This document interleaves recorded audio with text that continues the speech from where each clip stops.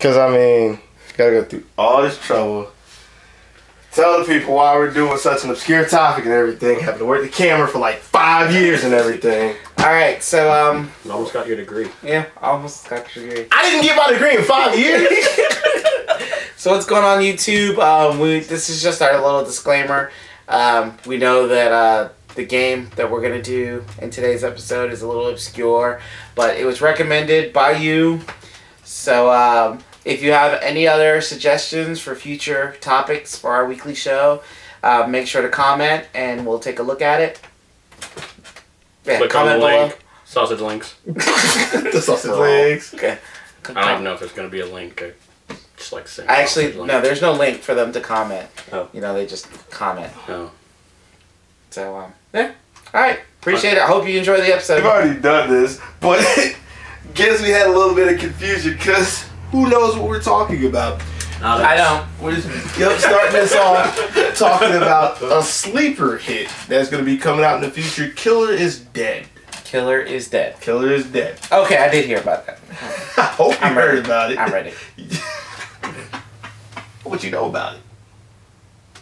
No more heroes. Charging up the lightsaber. I mean, am I wrong? Same people, no more heroes? Yep, it's made by Grasshopper Manufacturer, a Japanese company that did No More Heroes. That's their most notable one. Killer 7 is another one of their sleeper hits. And Mad World. Mad World. Yeah, there are some pretty deep sleepers. I've never heard of them before. They're mostly all known for their art style, cell shading. They made it really, really popular. All action games. I think Killer 7 was actually a shooter. I can't remember. That might have been either 7 or 13. I can't remember if that was the same company. But all those are cell shaded games, and that's one of the main draws to this, because beyond that, Killer is Dead is just an action game from what I see. Seen the trailer? Have you seen the trailer? Yeah. What did you think of the trailer? It's actually a very beautiful trailer. Cool. Like, I mean, the way I look at it, it's the same thing we've already seen. So they made No More Heroes, they made Mad World. When these games were on the Wii, it's innovative, it's something different. It's what the Wii needed in order to set itself aside. What we needed. Yeah. We need. Exactly. But being on the PS3 and Xbox 360, it's like, oh, cool. Because, I mean, No More Heroes came to the PS3 and 360. Nobody knows that because they sold less than 1,000 copies on both consoles. Because on PS3 they had to use the move, and we already talked about that. They didn't have to use the move, but they could have used the move. They would want to use the move. So this game's going to be just like No More Heroes then, different art. You walk around, you kill guys, you jerk off your controller, GG. Didn't see any of that. It's still going to be an action game, still going to be kind of a free-roaming action game. Think Devil May Cry, think God of War, think Bayonetta. It's going to be, from what I've seen in the trailer, which wasn't the important thing in the trailer in my opinion, that's what it looks like it's going to play. What was important to me was, I didn't know that the company was a Japanese company, but it's being localized and published by Xseed. Xseed being mainly known for Wild Arms. And you love Wild Arms. Yes. I like Thousand Arms. I think I played a little bit That's of that. the one with the dating simulator. Yeah, I think I played a little bit As of a it. young nerd. You sappy bastard. I needed the dating simulator. I was awesome at it. It taught me how to woo women. You Woo. and your pixelated love. Ooh, we're not talking about a pixelating love and Thousand Arms. We're That's talking illegal, about. by the way. Actually, I'm pretty sure somebody in Japan has married a Nothing's illegal in Japan. You're all right. Well, what's nice about Killer is Dead is I just see it as being another guilty pleasure, kind of like Mad World and No More Heroes were for a lot of people. So that leads us into a good chance to discuss what our favorite guilty pleasures are. So, who wants to go first? Not it. Not it. Alright, it's my idea, so I'll go first. So, my guilty pleasure is a PS2 game, Shadow of Destiny. I let you borrow it once, Dogi. And I just absolutely love this game. Made by Konami. at the golden age of Konami when they're making good stuff. The game There's important stuff in there. The game is amazing. It's got like 7 different endings. Did you say that with a straight face? Yes. 7 different endings, great storyline, good gameplay. What else can you ask for? Rules? How about how to play the game? No, because that's the best part is discovering how to play the game. And if you don't know, viewers, what they're talking about is as you're going along in the game, if you run into past, basically what the game's about is you're trying to go back in time to stop your own death. And if you run into your past self and touch them, then it's game over. And really, it's the only way to get an official game over in the game. And it's just funny. No, that wasn't funny. I think it's funny. So now on to you, Dougie. No, hold on a second. Let me be mad at that piece of trash you call a good game. Guess I can't be too mad with mine, which is a JRPG or tonelico 2. God bless you. Either that or don't leak on me. I like the game because it had a good system. The actual gameplay of it was fun. Everything else, I defend it, but when I think about it... Can you read? I thought about that when I was playing the game because, again, it's a JRPG, so it had to be localized, but the translation was so horrible. I was in college. I was taking my English class. I kind of wondered if I could read. Bad punctuation, just bad grammatical errors. Really made me wonder how much you had to do to get hired as a localization person. There must have been some real babblefish in there. Yo, I didn't even think of that. Someone set us up the bomb. I didn't even think for of Graham that. Just to stick off every zig. Any of that in there? Close. Close. But along with that, another problem the game had was one of the core mechanics in the gameplay was based off of timing, but there were huge frame rate drops at times. So can't really get a whole lot of that done. But And this is your guilty pleasure game? yes, because sadly it was still fun to play. It's the second one in the series. It was a lot better, a lot more fun to play than the first one. Oh. Probably a lot more fun than the third because nobody mentioned anything about the third. Sounds like a real polished turd. You like. Guilty pleasure. So, alright, Pratak, you're a guilty pleasure? I don't want to go. Can I pass? Nope. No. Nope. Little Mermaid. The Little Mermaid. Little Mermaid on NES. It was an outstanding I am game. right there with you. Back in the day, don't make me say it again. Back in the day of DuckTales, it was great. It was back in the day of side scrollers. I mean, it was just blew my mind that you weren't stuck in a side scroller. You go left, right, up, and down. Holy, you're underwater, and then but it was actually a lot of fun. Swimming around, under the sea. It's very rude.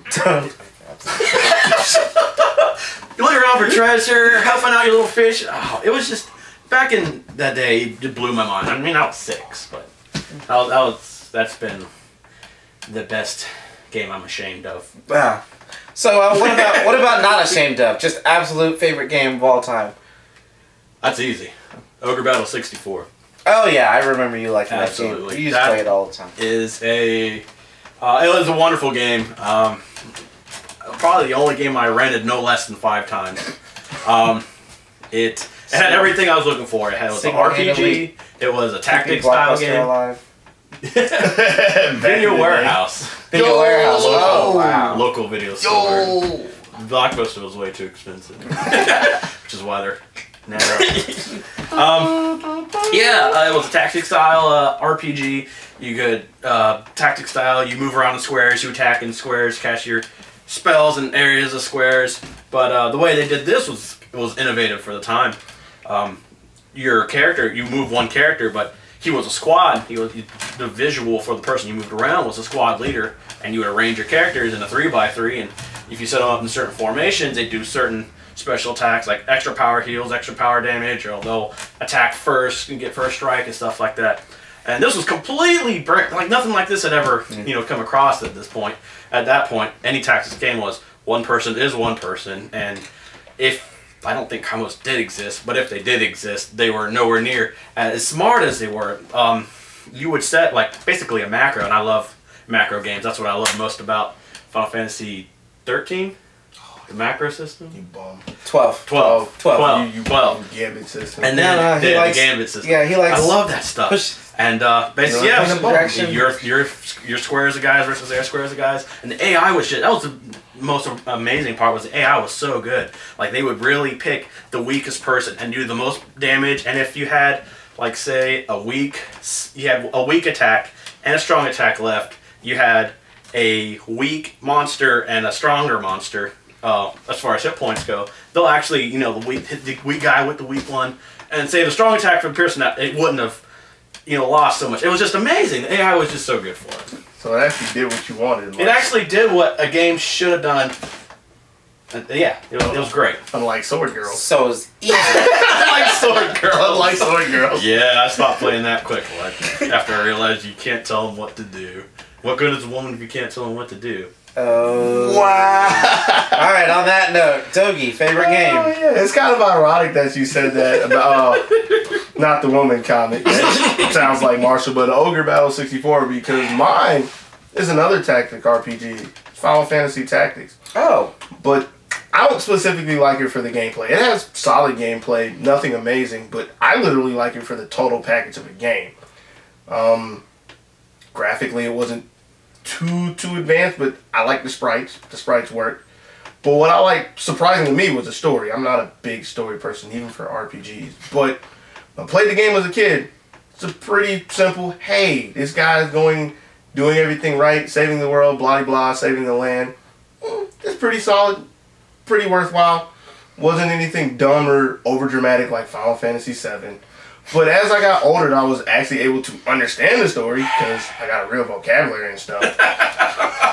I realized that there is more to it than just, hey, he's going to save the land. It's, hey, people are actually trying to fight and struggle against royalty because they're living in poverty. They're having real problems. They're trying to make something better of themselves. Dogi Sandwich has a heart.